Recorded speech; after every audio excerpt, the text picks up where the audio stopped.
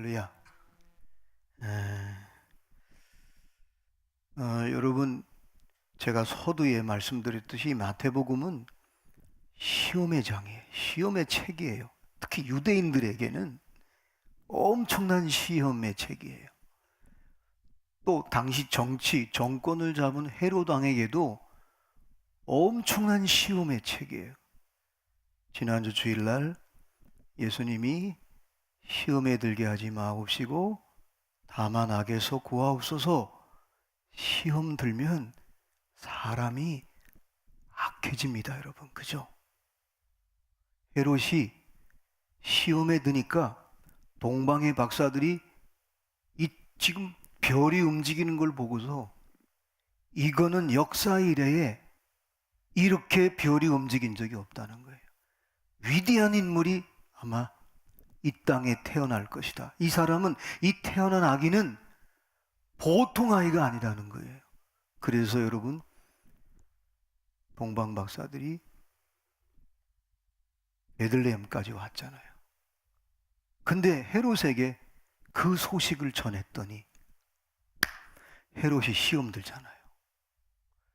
여러분, 시험이 들면 사람은 제일 먼저 딱 악해집니다. 아무리 가까운 사이도요, 시험 들면 약해져요. 그러니까 무슨 생각을 해요? 나도 왕인데 이 메시아가 탄생했다니 가서 경배해야지. 그럴듯하게 말하는데 속에는 뭐예요? 이미 시험에 드는 거예요. 시험 들면 악해진다고 그랬죠? 2살 그때 헤롯이 이제 나중에 동방박사들이 기다리는데 동방박사들이 헤롯에게 가지 말라고, 하나님의 사자가 헤롯에게 가지 말라 돌아갔어요. 시험에 드니까 그때 당시에 2살 된 어린아이 모두 죽여버립니다. 얼마나 악해요. 여러분, 그래서 인간이 시험에 들면 이렇게 악해지는 거예요. 히틀러가 시험에 드니까 600만을 죽이잖아요, 유대인들. 게스타포를 그냥 전부 다 추적해가지고 여러 가지 설이 있어요. 근데 독일의 경제를 움직이는 모든 손이 유대인인 거예요. 또 개인적으로는 학교 다닐 때 선생님이 그림을 잘 그리는 히틀러에게 상처를 줬어요. 누가 봐도 자기가 잘 그리는데 담임 선생님이 다른 애에게 상을 주는 거예요. 그게 유대인이었어요. 나쁜 놈. 어머니가 병에 걸렸는데 옛날에는 병원 의사가 왕진을 했잖아요. 근데 의사가 참 처음엔 친절했는데 나중에 어머니와 썸씽이 생겼어요. 그 의사가 유대인인 거예요. 이게 이제 어떤 사건과 일이 생길 때 사람이 시험이 들면요, 악을 품고 사는 거예요. 그래서 여러분이 마태복음을 쭉 여러분이 같이 공부하면서 우리도 시험 들 수 있어요. 이게 그런 뜻인가? 저도 이거를 준비하면서 여러 책도 보고 또 유명한 신학자들, 역대의 로이드 존슨부터 쭉 보고 또 묵상하고 하면서 이 마태복음이 딱 뚫리면 우리 그리스도인, 우리 세린교회 전하 여러분이 정말 새로운 신앙생활로, 새로운 신앙의 삶으로 변화될 수 있겠구나. 그래서 여러분과 지금 이제 이렇게 나누는데, 자, 오늘 심령이 가난한 자는 복이 있나니 천국이 저희 것입니다. 먼저 천국부터 좀 정리를 하고 여러분과 나눴으면 좋겠어요. 천국이 뭐라고 그랬어요? 하나님의 나라는 아담 이후에 창조의 모든 지금부터 역사, 앞으로 요한계시록 예수님이 다시 재림할 때까지가 하나님의 나라예요. 큰 하나님의 나라의 그림이에요. 근데 천국은 뭐냐? 그 하나님의 나라가 지금 진행되고 있는데 거기서 하나님이 통치하시고 하나님이 함께 하시고 하나님이 이끌어 주시고 하나님이 살려주시고 회복시켜주는 그 하나님의 나라의 통치를 내가 지금 여기서 맛보는 게 천국이에요. 그래서 비유로 들었죠, 제가. 하나님의 나라는 포도주인데 천국은 포도주의 맛이다. 하나님의 나라를 알면서도 포도주는 아는데 포도주를 맛보지 않고 신앙생활 한다면 실제가 아니잖아요. 그래서 복음이 저와 여러분에게 실제가 되고 은혜가 실제가 돼야 되고 말씀 읽고 기도할 때 말씀과 기도는 하나님을 만나는 것이요 하나님을 경험하는 것이요 하나님을 느끼는 것이요 하나님의 약속의 주인공이 되는 거예요. 이것이 나에게 실제가 되는 게 천국인 거예요. 자, 그러면 정리가 되죠? 심령이 가난한 자는 누구의 것이라고요? 천국이 그들의 것이다. 여러분이 이제부터는 하나님의 나라, 이 하나님의 나라에서 여러분이 그 하나님의 나라에 통치하시고 인도하시고 함께 하시는 것을 진짜 실제가 되는 그 삶이 그게 바로 천국이에요. 근데 그 천국은 어떤 자에게 오느냐? 심령이 가난한 자에게 온다는 거예요. 자, 우리 인간에게는 사도 바울이 그걸 잘 정리해 줬어요. 데살로니가전서 5장 16절, 17절. 그래 쭉 얘기하다가 마지막에 24절에 가서 우리가 인간에게는 영과 혼과 육이 있는데 이 영과 혼과 육이 그리스도의 날에 온전히 보존되기를 원하노라. 아주 온전히 육체도. 그래서 여러분이 자 여기 보세요. 육체도 계속 먹어야 돼요. 그래서 가능하면 약간 배를 비워두는 게 좋대요.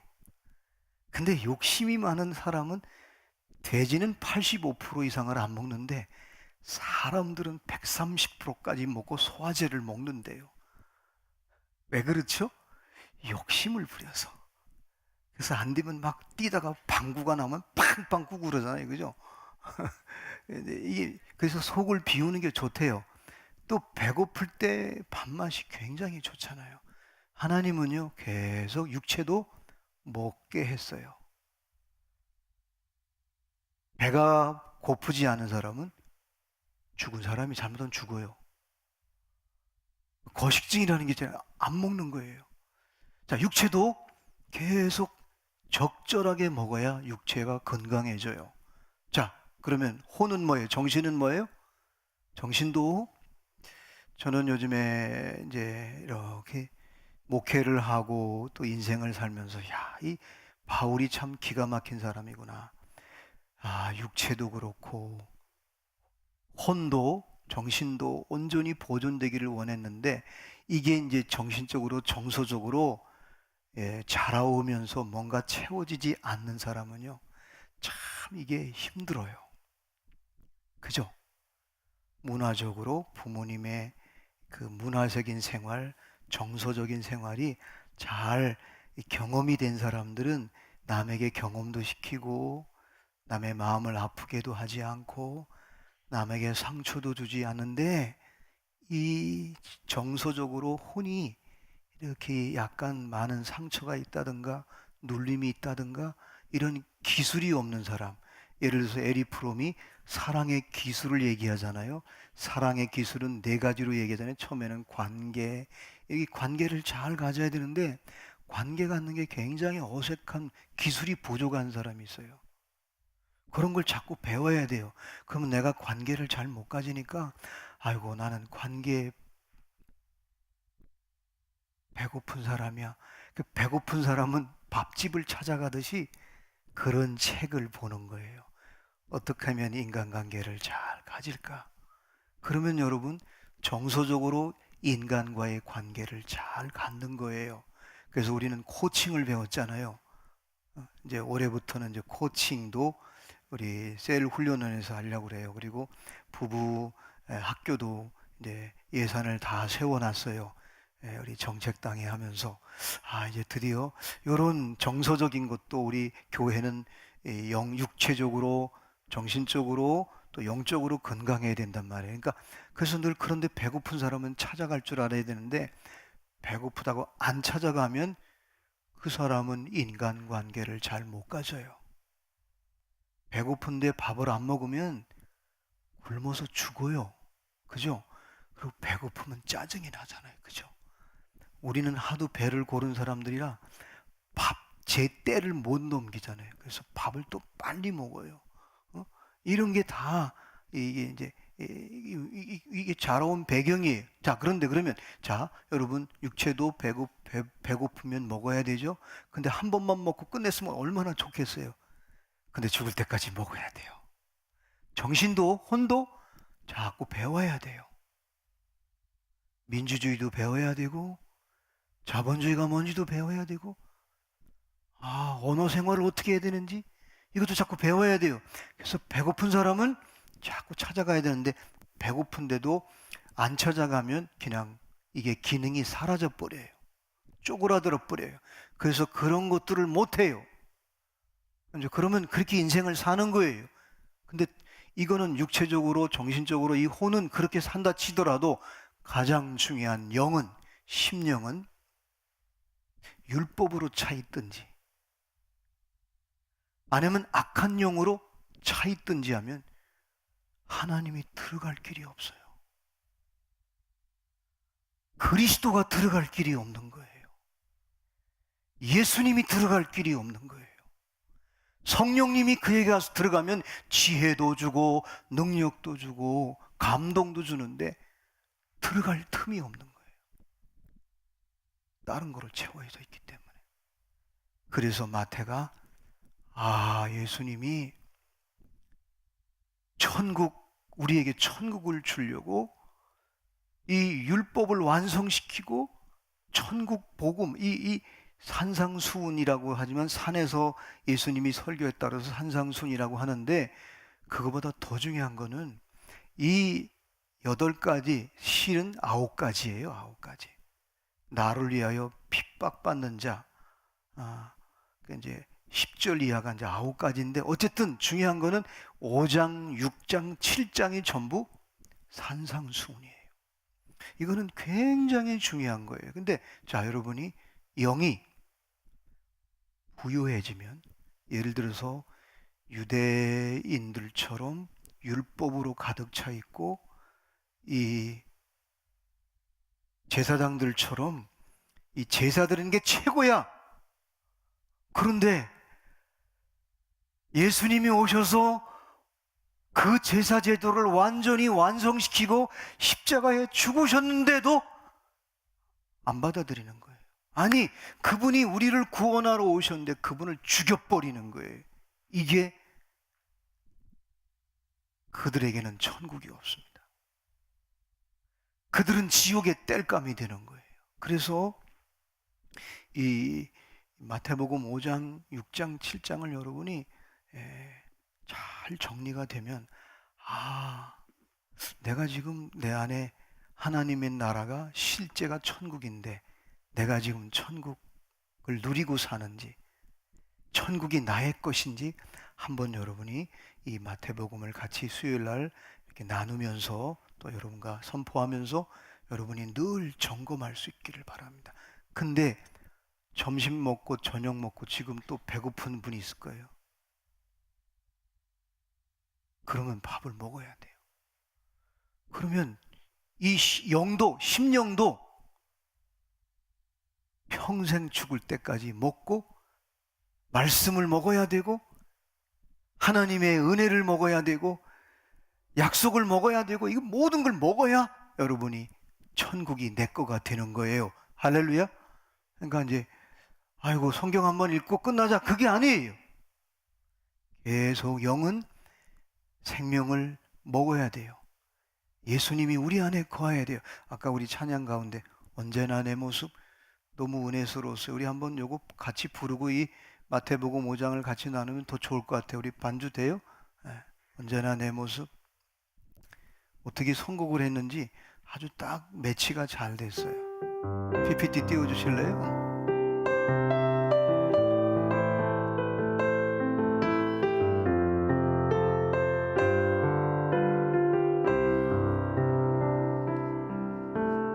언제나 나의 모습 너무나 부끄러워 무릎으로 주님께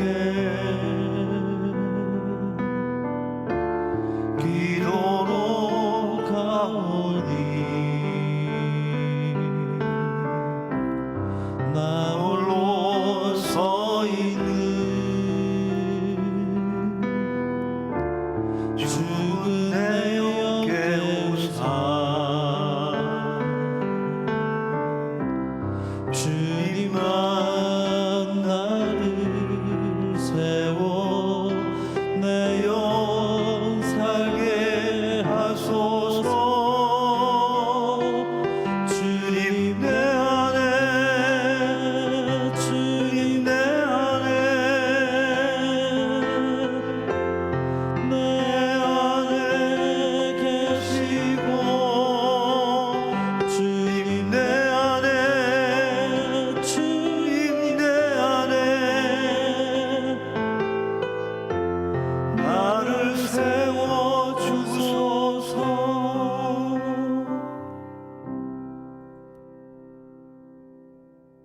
우리의 영은 주님으로 채워지지 않으면 하나님의 나라인 실제인 천국이 우리가 누리지를 못하는 거예요.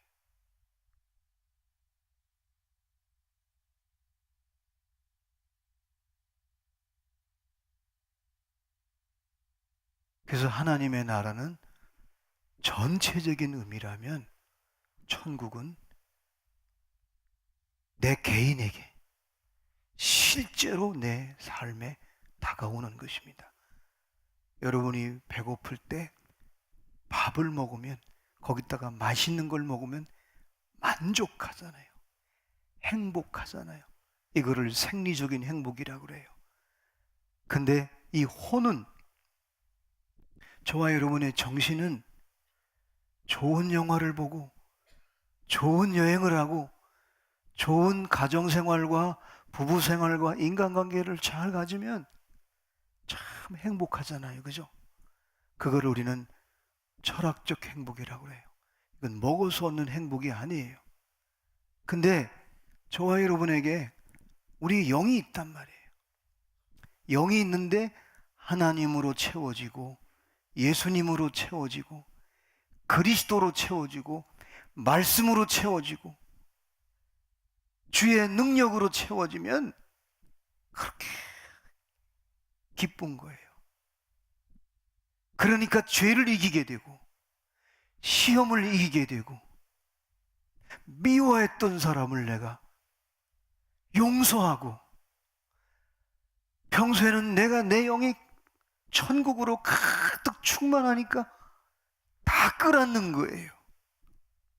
이게 연결이 돼 있어요, 여러분. 내 안에 천국이, 가난한 심령이 돼서 천국을 경험하면 여러분 주변에 천국을 모르고 살아가는 사람이 있으면 눈물이 나는 거예요. 얼마나 안타까워요.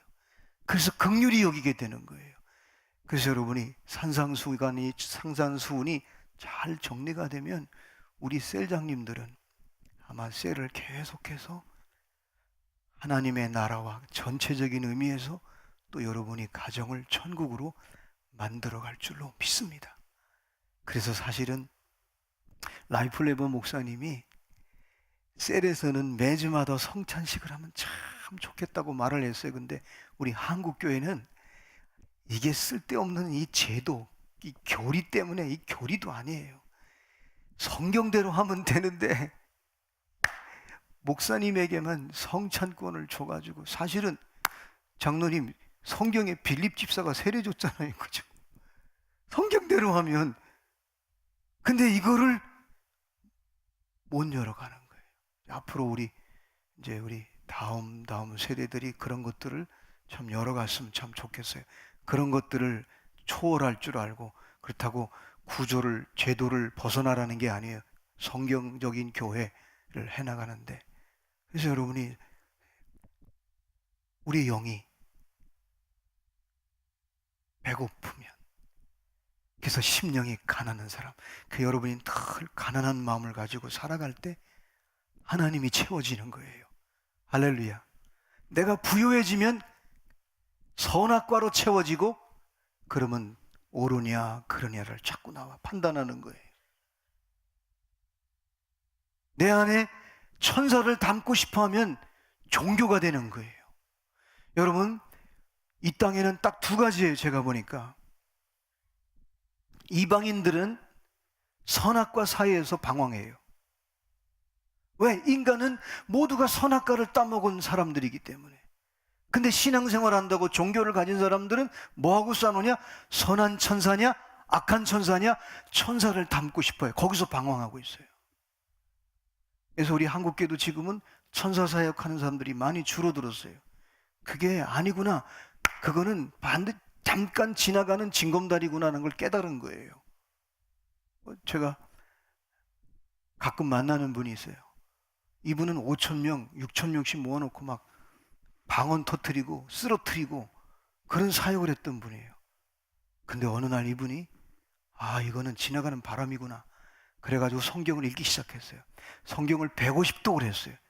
그러고 난 뒤에 그 사역을 접었어요. 치유사역도 접어버리고 가장 근본적인 거, 아주 궁극적인 본질적인 거를 사역을 하면서 김 목사님, 내가 종교 행위를 했다는 거예요. 병도 났어요. 막 안수하면. 근데 밀물 썰물인 거예요. 필요했어요. 그분에게는. 그것 때문에 본질을 붙잡게 됐어요. 나쁜 건 아니에요. 근데 거기에 머물러 버렸던 거예요. 나중에 이게 종교성이 되더라는 거예요. 그리고 나도 자기도 모르게 교만해지더라는 거예요. 목사들이 우습게 보이고 말이에요. 그 자기가 충격을 받은 거예요. 아니, 내가 이 천국이 없는 거예요. 내 안에. 내 안에 천국이 없는 거예요. 하나님의 나라가 막 사람들이 살아나고 회복되는데 그들에게도 천국이 없고 나에게도 천국이 없는 거를 깨닫고 난 뒤에 그 사역을 접었어요. 지금은 말씀을 먹이고 말씀이 생명이기 때문에. 그래서 늘 그분은 요즘에 보면은 그렇게 가난해졌어요. 늘 심령이 가난해졌어요. 가난해져서 늘 하나님을 채우려고 하는 거예요.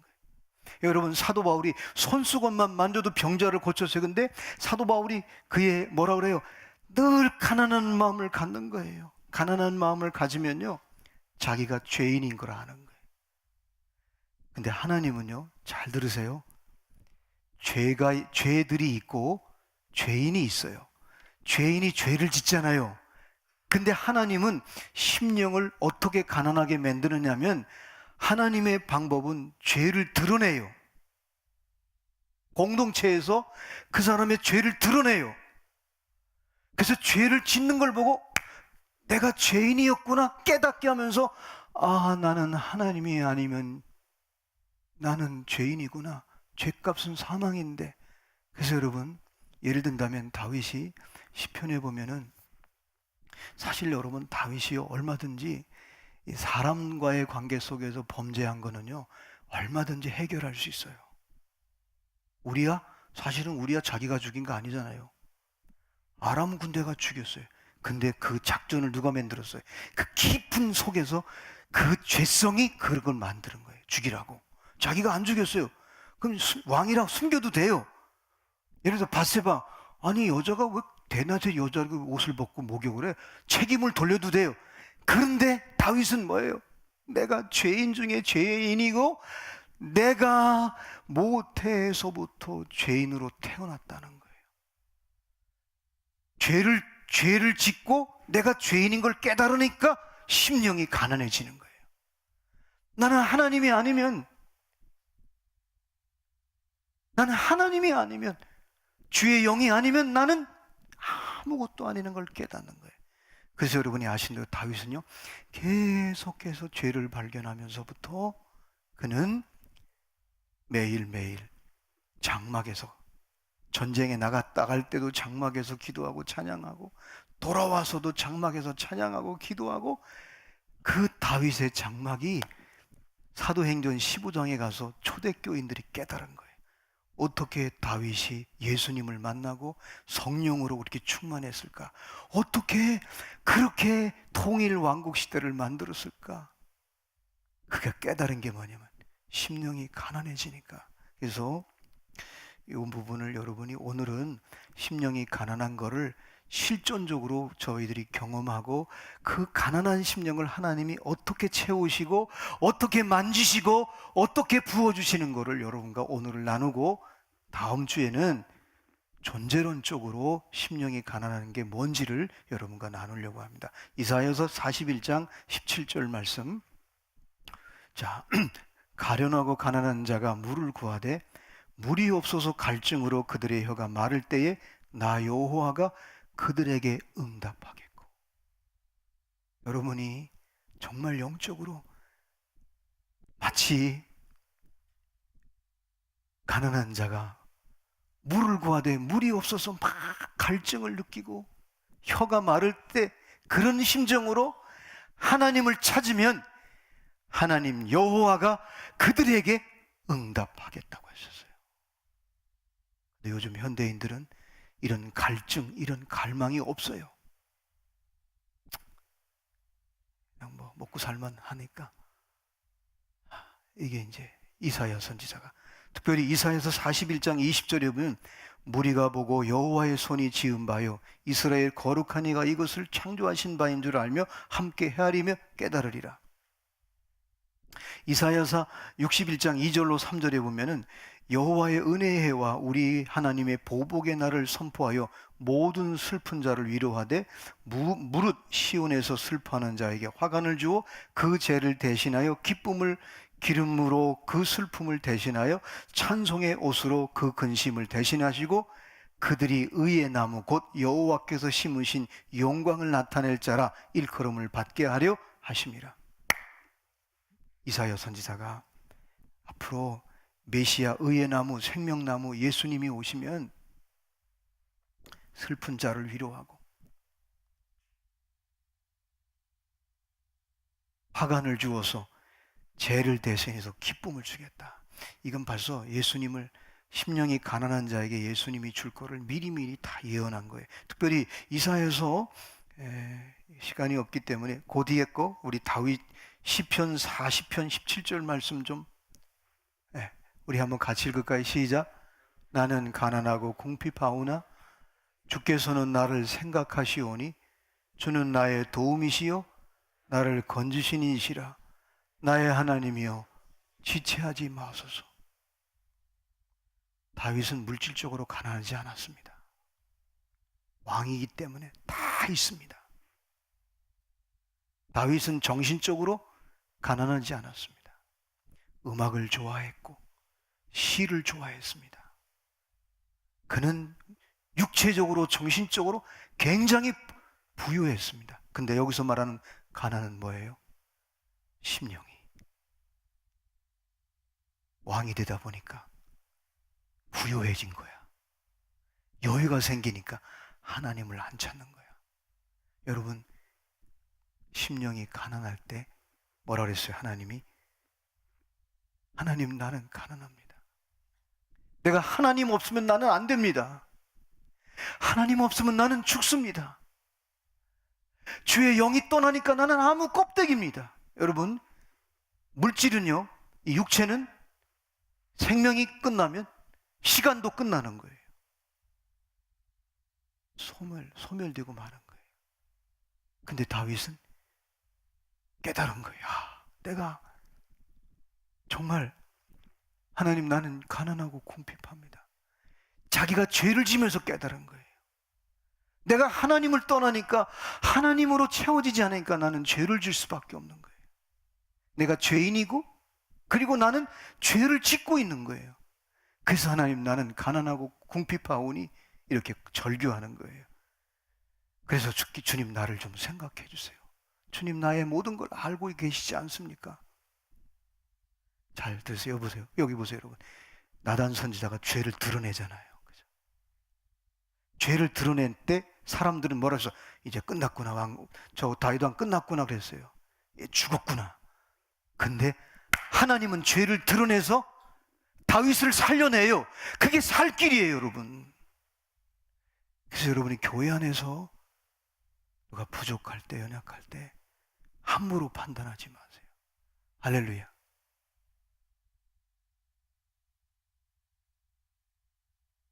특별히 시편 51편 1절 5절에 보면 하나님이여 주의 인자를 따라 내게 은혜를 베푸시며 주의 많은 긍휼을 따라 내 죄악을 지워 주소서. 나의 죄악을 맑게 씻으시며 나의 죄를 깨끗게 제하소서.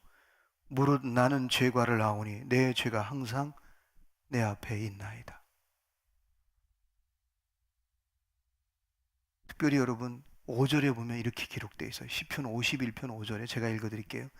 내가 죄악 중에서 출생하였으며 어머니가 죄 중에서 나를 잉태하였나이다. 내가 죄인이라는 거예요. 그래서 죄의 증상들 그리고 죄의 본질을 다윗이 정확하게 한 거예요. 나는 어머니 태로부터 죄인이었다는 거예요.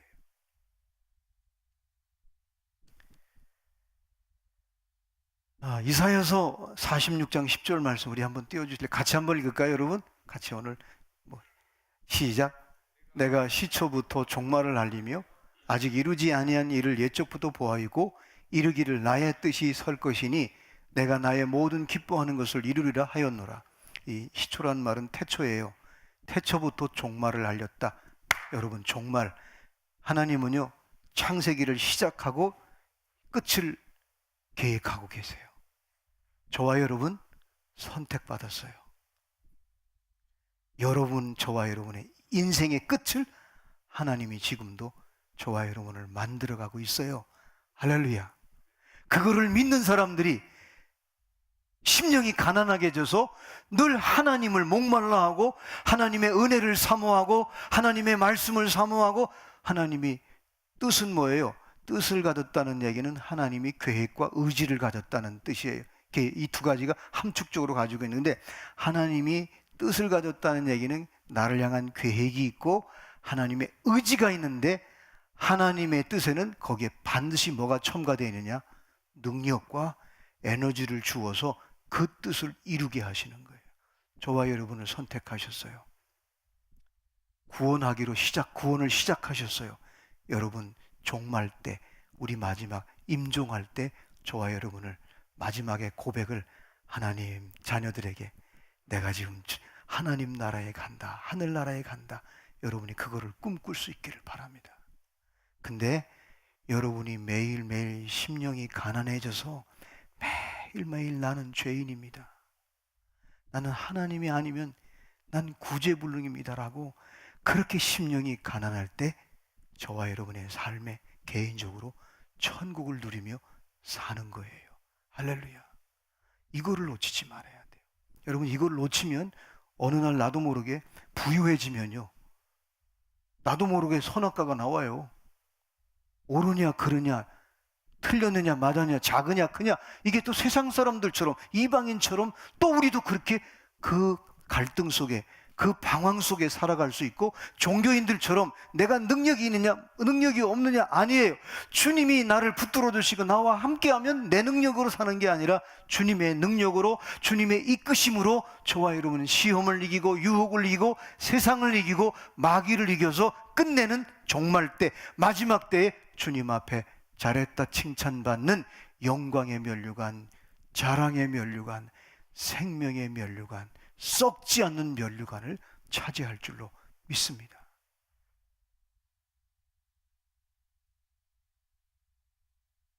시편 40편 6절에 보면 주께서 내 귀를 통하여 내게 들려주시기를 제사와 예물을 기뻐하지 아니하시며 번제와 속죄물을 요구하지 아니하신다 하신지라. 다윗은 들은 거예요. 하나님이 진짜 기뻐하는 거는 가난한 심령. 나는 가난합니다. 주님이 아니면 나는 죽습니다. 그래서 히브리서 10장 6절 말씀에 보면 그러므로 주께서 세상에 임하실 때에 이르시되 하나님이 제사와 예물을 원하지 아니하시고 오직 나를 위하여 한 몸을 예비하셨도다. 예수님을 예비해 놓은 거예요. 그래서 여러분 예수님이 영접하면, 예수님의 이름으로 기도하고 예수님과 함께하면 저와 여러분의 모든 죄와 모든 허물과 우리 죄인까지도 예수님의 그 십자가의 능력이 우리를 새롭게 하는 거예요. 이건 바울이 그렇게 아주 예시적으로 말했어요. 시편 51편 14절에 보면 하나님이여 나의 구원의 하나님이여 피 흘린 죄에서 나를 건지소서.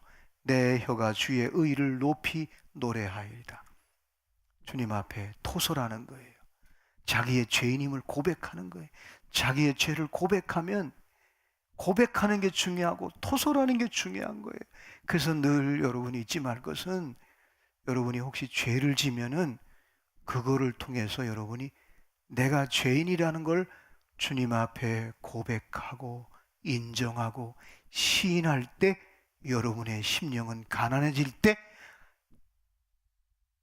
천국을 하나님이 저와 여러분에게 주실 줄로 믿습니다.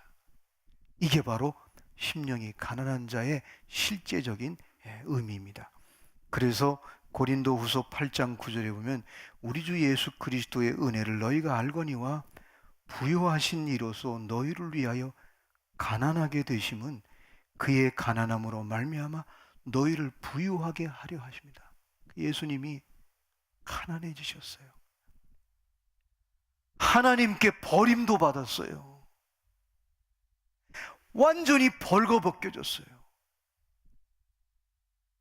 생각으로 지은 죄를 가시관을 썼어요. 마음으로 지는 죄를 옆구리를 찔렸단 말이에요. 손과 발로 지은 죄를 못을 박혀서 예수님이 다 끝내놓으셨어요. 그래서 여러분이 심령이 가난해지면 우리를 부욕하기 위해서 예수님이 가난해지셨어요. 자, 말씀을 좀 정리할게요. 오늘은 천국에 대해서 어떻게 하면 가난해질 수 있을까? 저와 여러분이 죄들을 통해서, 내가 짓는 죄를 통해서 내가 죄인인 것을 깨달으면 그때 빨리 주님, 나는 죄인입니다. 주님이 아니면 이 문제가 해결되지 않습니다. 그때 가난해지면 주님이 우리 안에 천국을 주실 줄로 믿습니다. 근데 이 복을 이 원래 헬라 말에서는 마카리오스인데, 이 예수님이 본래 의미했던 예언자들과 선지자들이 말했던 그 하나님의 의도를 거기에 그 언어에 다 담아내지를 못해요.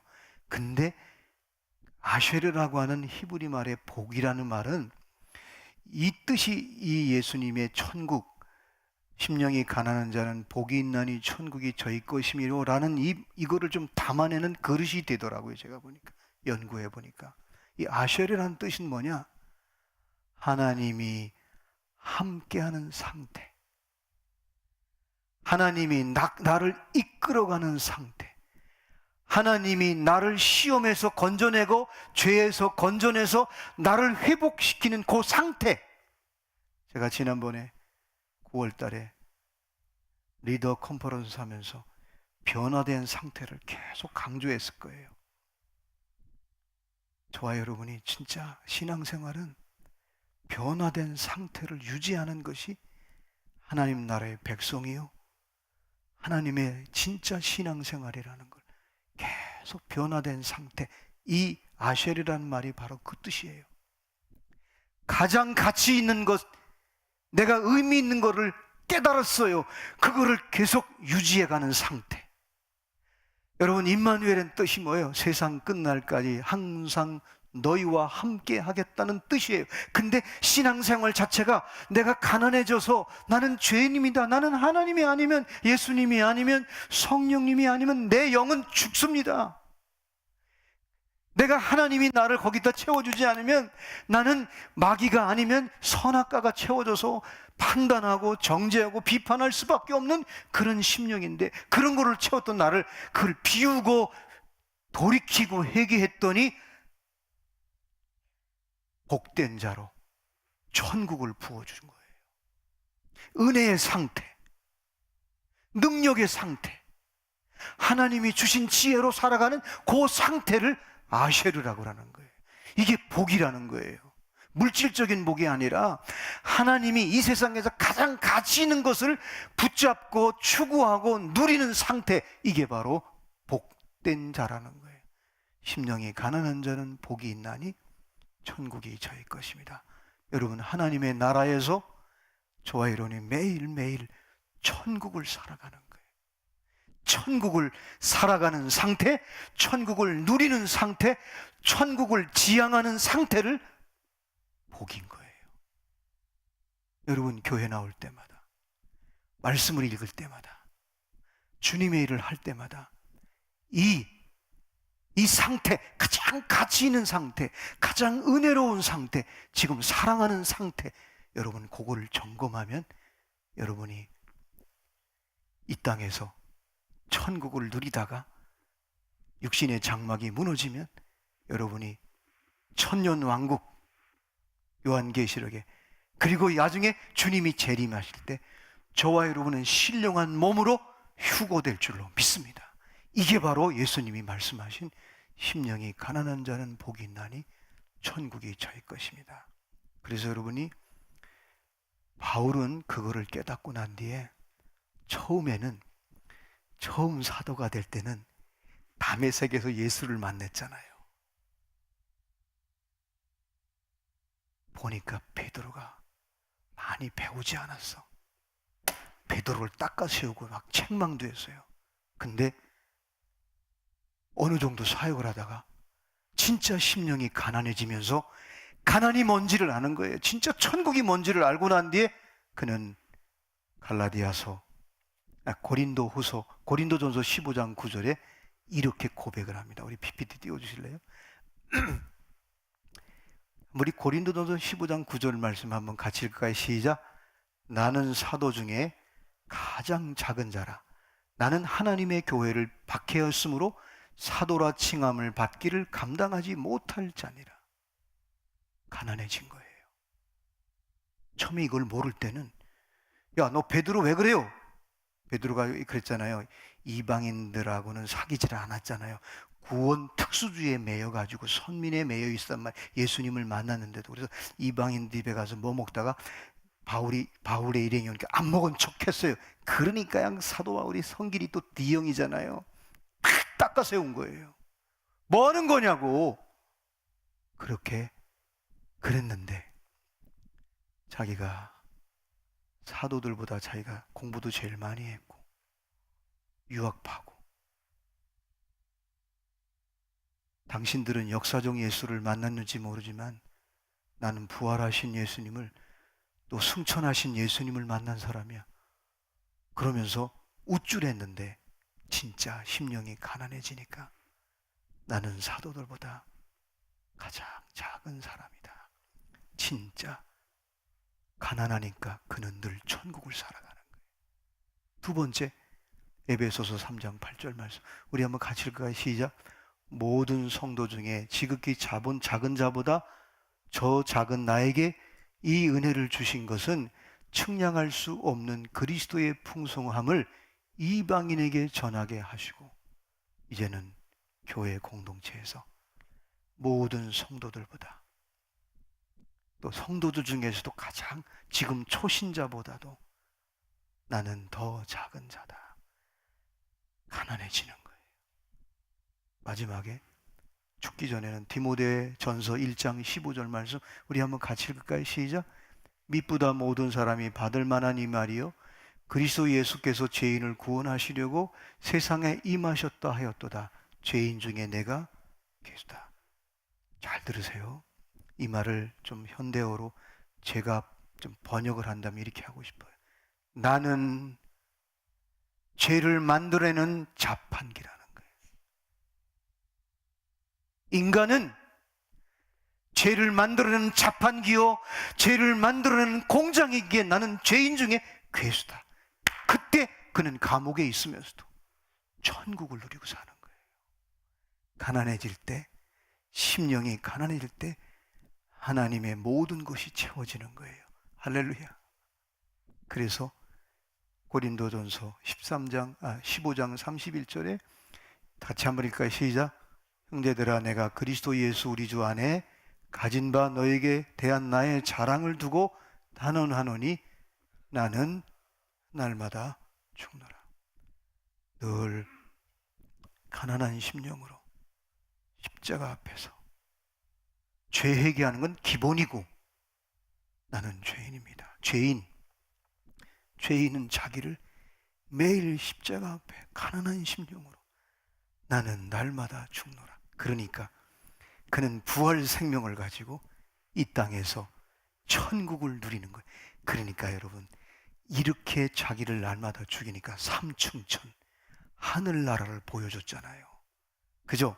사도 바울에게, 저와 여러분에게도 이렇게 가난한 심령으로 살면 사도 바울처럼 이제 하나님 나라, 창세기부터 다시 오실 때까지 큰 하나님의 뜻을, 전체적인 의미, 천국, 그 안에서 하나님의 역사하시는 인도하심, 함께하심, 구속하심, 구원하심을 내가 맛보는 거, 천국, 하늘나라, 이제 주님이 만드신, 예비하신 마지막 우리들이 육신의 장막이 무너져서 천년왕국의 왕노릇하다가 주님 재림하실 때 갈나라, 이게 큰 그림이에요. 여러분, 그래서 잊지 말 것은 개념을 정리할 수 있어야 돼요. 하나님 나라, 천국, 하늘나라. 그래서 우리 삼권을 잘 양육받고 많은 사람을 양육하면, 사실은 제가 삼권을 양육하면서 최근에 이제 또 한 분을 마무리했어요. 양육하면서 제가 천국이 정리되다. 하나님 나라와 천국과 하나님 하늘나라가 정리가 되더라고요. 이거를 지금 마태가 얘기하는 거예요. 여러분, 이제 날마다 가난하여 주십시오. 그러면 저와 여러분의 심령이 복이 돼서 천국이 임할 줄로 믿습니다. 천국은 실제입니다. 하나님의 나라의 실제요, 그리고 하늘나라의 그림자예요. 우리가 누릴 하늘나라에서 누릴 것을 여기서 경험하는 거예요. 여기서 느끼는 거예요. 마치 어린아이가 어머니 태중에서 밖에 나오진 않았지만 엄마가 흰김치를 먹으면 흰김치 맛을 느끼고, 엄마가 아프면 아기도 아픈 거예요. 엄마가 성경책을 읽으면, 그래서 태교는 굉장히 중요한 거예요. 이때는 절대적인 은혜예요. 근데 딱 아기를 낳으면 그때부터는 상대적인 은혜 속에 살아야 돼요.